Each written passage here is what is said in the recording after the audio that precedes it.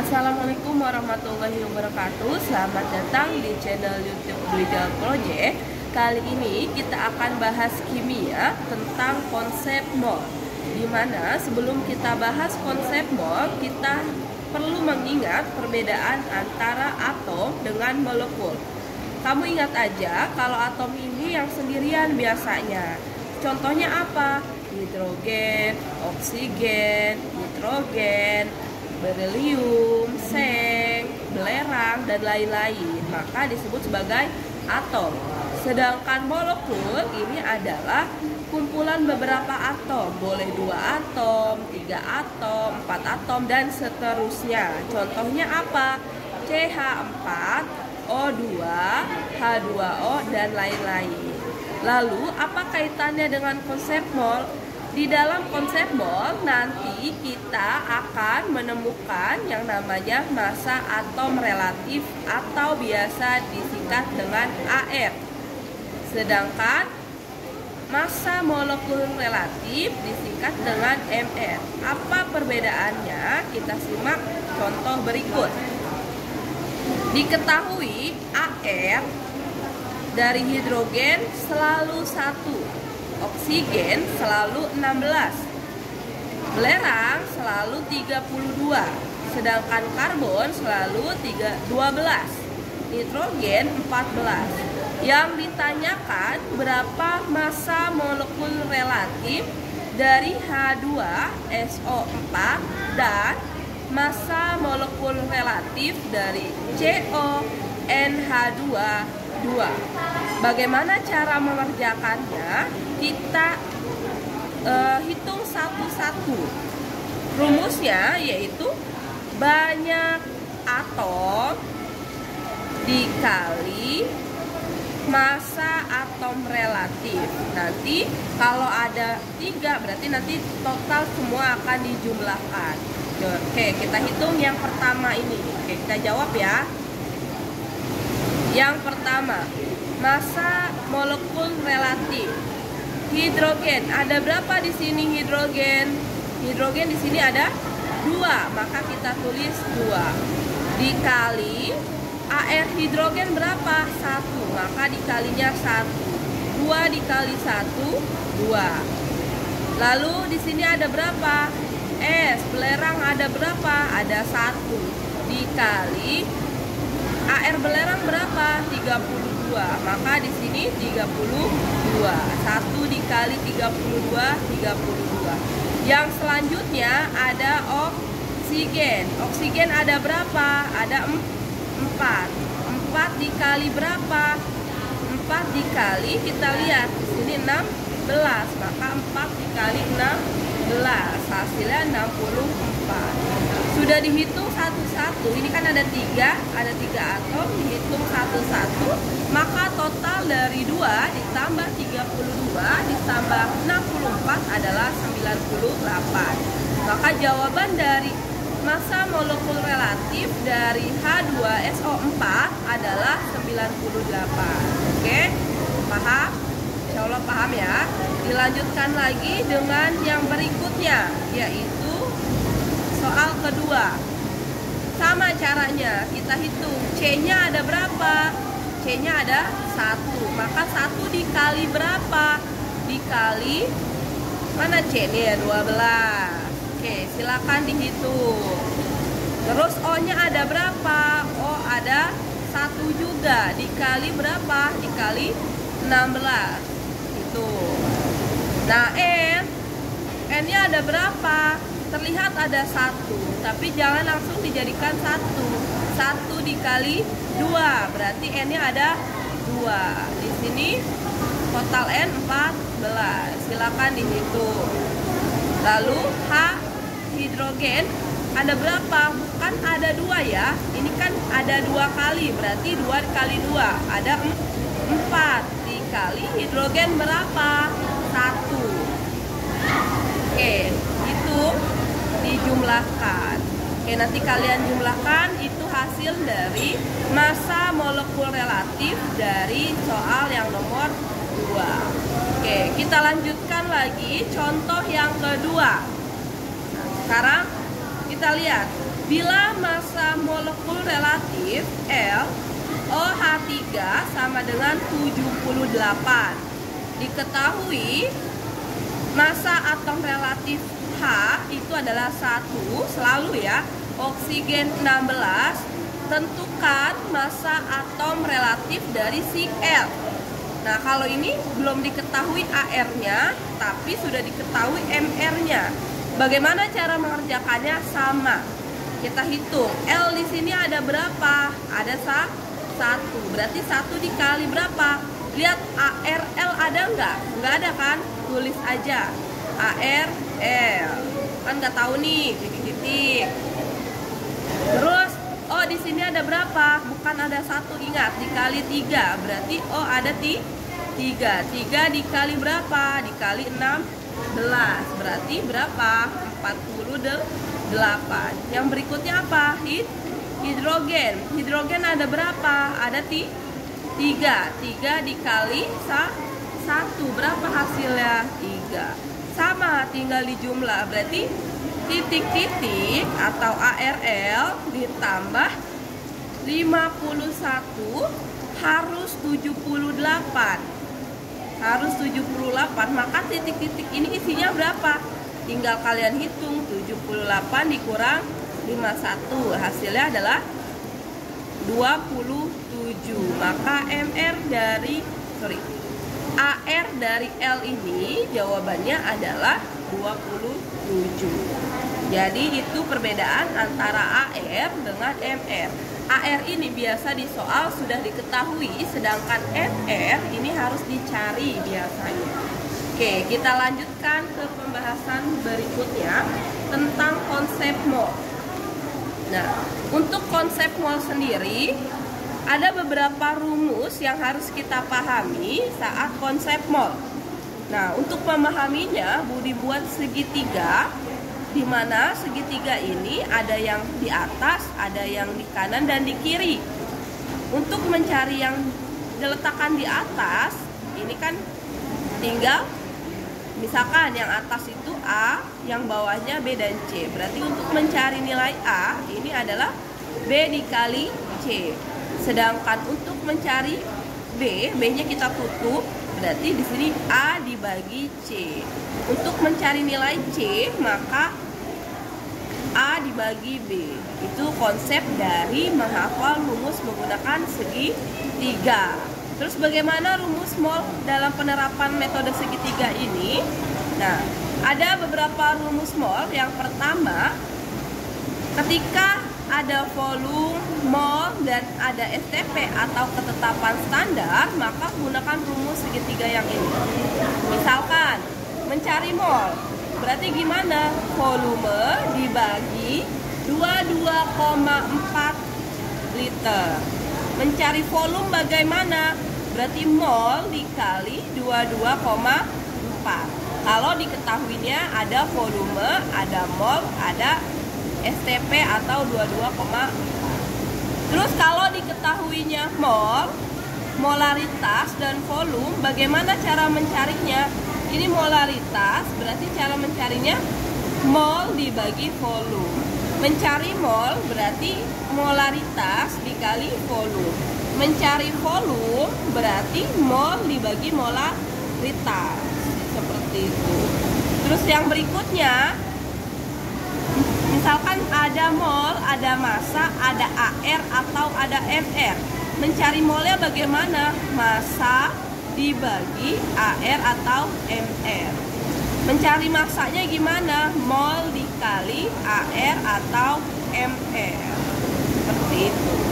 Terus ada juga rumus mol yang berikutnya, ketika ada jumlah partikel dalam sampel atau adalah kita simbolkan dengan X, maka cara mencari mol yaitu X dibagi 6,02 kali 10 pangkat 23. Ini adalah ketetapan.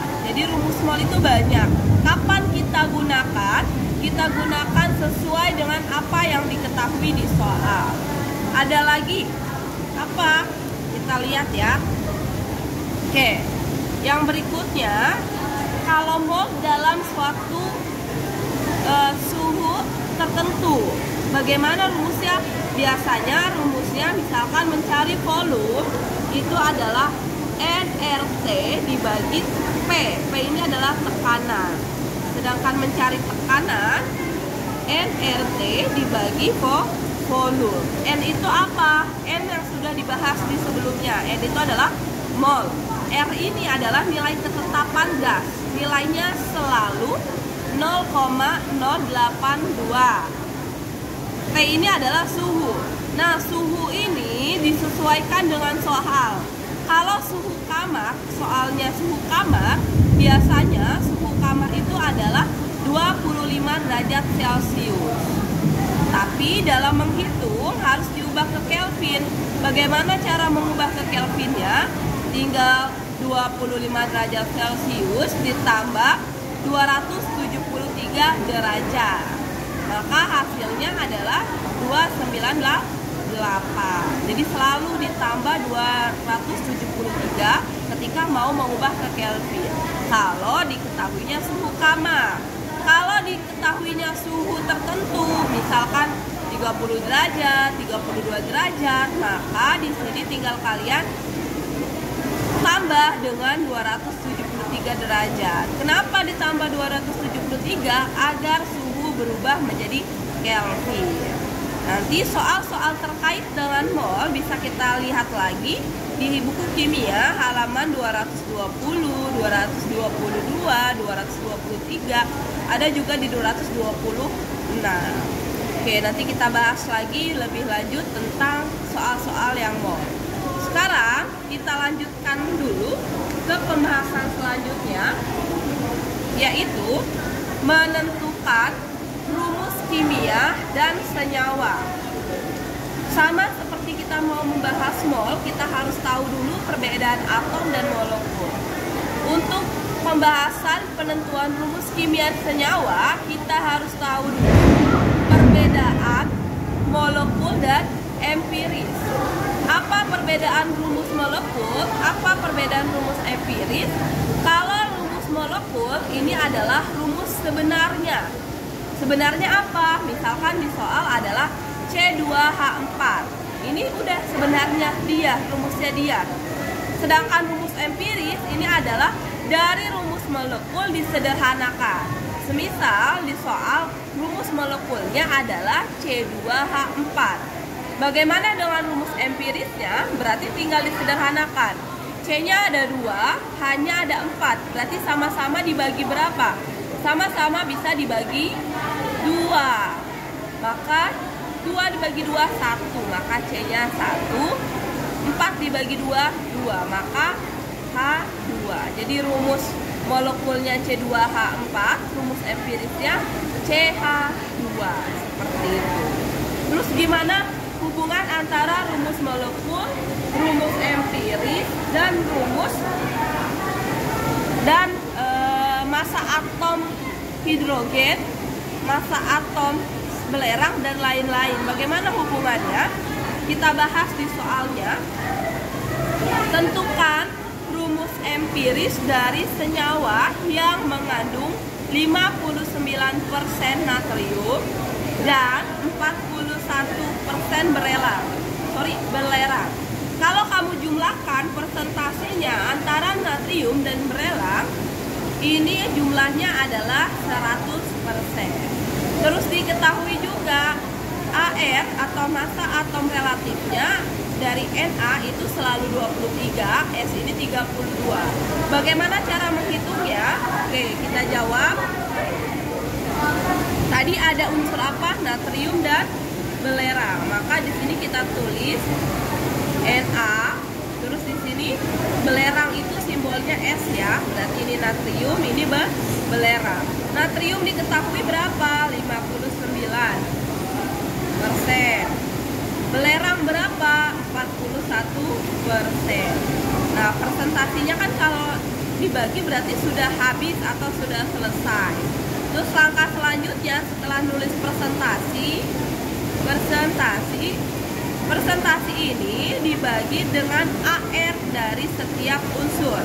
Nah, 59 dibagi 59 dibagi berapa? AR dari Na berapa?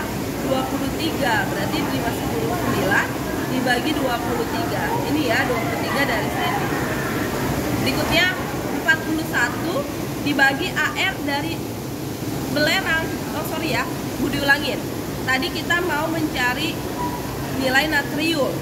Caranya presentasi dari natrium dibagi AR dari natrium. AR natrium berapa? 23. Oke, nanti kita bagi hasilnya berapa. Yang berikutnya si belerang. Presentasi belerang 41 dibagi dengan AR dari belerang 32. Ini dapat dari sini ya. Oke, kita hitung. Ini kalau kita hitung 59 dibagi 23 hasilnya adalah 2,56. Terus yang ini 41 dibagi 32 hasilnya adalah 1,28. Nah ini bukan hasil akhir, ini harus disederhanakan lagi. Sekarang kamu lihat, antara 2,56 dengan 1,28 siapa yang lebih besar dan siapa yang lebih kecil? Berarti ini lebih kecil dibanding dengan ini ya. Berarti kita hitung 2,56 dibagi nilai yang paling kecil siapa? Ini kan 1,28 dibagi dengan 1,28 dibagi 128. 2,56 dibagi 128 hasilnya berapa? 2. 1,28 dibagi 1,28 hasilnya berapa? 1. Maka didapat perbandingan antara natrium dengan belerang adalah 2:1. Nah, bagaimana penulisannya? Natrium ada 2, belerang ada 1, atau bisa kita tulis Na2S. Oke, kita lanjutkan lagi di soal contoh yang kedua. Suatu senyawa organik dengan Mr 90 tersusun dari 40% karbon, 6,6% hidrogen, dan sisanya adalah oksigen. Diketahui AR-nya adalah C12H1O16. Bagaimana rumus molekulnya? Kalau tadi bagaimana rumus empiris, sekarang ditanyakan bagaimana rumus molekul. Molekul rumusnya itu adalah Mr dari rumus molekul sama dengan N, ini banyaknya, dikali Mr dari rumus empiris. Nah, ini Rm atau rumus molekul, atau budi singkat ya, Mr dari Rm rumus molekul sama dengan N dikali Mr dari rumus empiris. Ini dia rumusnya. Bagaimana caranya? Caranya sama seperti tadi. Kita lihat ada berapa unsur. Ada 1 karbon. Oke, tulis mol si karbon. Terus ada siapa lagi? Ada hidrogen, berarti mol hidrogen. Dibagi lagi ada siapa? Oksigen, berarti mol oksigen. Nah, lihat presentasinya sama seperti tadi. Karbon presentasinya berapa? Presentasinya adalah 40%. Tulis aja 40. Presentasinya dianggap sudah selesai. Hidrogen ada berapa? Hidrogen tadi ada berapa nih? 6,6. Oksigen berapa? Oksigen kan nggak diketahui, tapi yang jelas ketika presentasinya dijumlahkan menghasilkan nilai 100%. Ini baru berapa? 40 tambah 6,6 baru 46,6. Berarti tinggal 100 dikurang 40 dikurang 6,6. Hasilnya berapa? 53,4. Maka oksigen presentasinya adalah 53,4. Oke, terus dilanjut lagi. Tinggal mencari 40 dibagi AR dari si karbon berapa? Karbon 12. 6,6. AR dari hidrogen berapa? 1. Terus 53,4 dibagi AR dari oksigen berapa? 16. Maka didapat ini hasilnya 3,3, ini hasilnya 6,6, sedangkan ini hasilnya juga 3,3. Lalu bagaimana lagi caranya? Semua angka yang ada di sini dibagi dengan nilai yang paling kecil yang ada di sini juga. Siapa paling kecil? 6,6 atau 3,3? Tentu 3,3, maka 3,3 dibagi 3,3. Dilanjutkan 6,6 dibagi 3,3. Terus 3,3 dibagi 3,3. Ini hasilnya berapa? 1. Ini hasilnya 2. Ini hasilnya 1. Maka didapat C-nya itu 1, hidrogennya 2, terus oksigennya 1. Ini baru rumus empiris. Ini baru rumus empirisnya. Terus gimana rumus molekulnya? Tadi rumusnya apa? Rm sama dengan Re dikali N. Rm-nya berapa? 90. Re-nya berapa? C1H2O1. N-nya akan yang kita cari. Maka di sini 90 sama dengan massa atom relatif dari si C ditambah ini ada berapa? 2. Massa atom dari hidrogen AR hidrogen ditambah 1 dikali AR dari si oksigen dikali N. 90 sama dengan AR si C berapa? ARC berapa? Oh 12, tulis 12 ditambah 2 dikali AR si hidrogen berapa? 1 ditambah AR oksigen berapa? 16. Jangan lupa ini dikasih kurung N.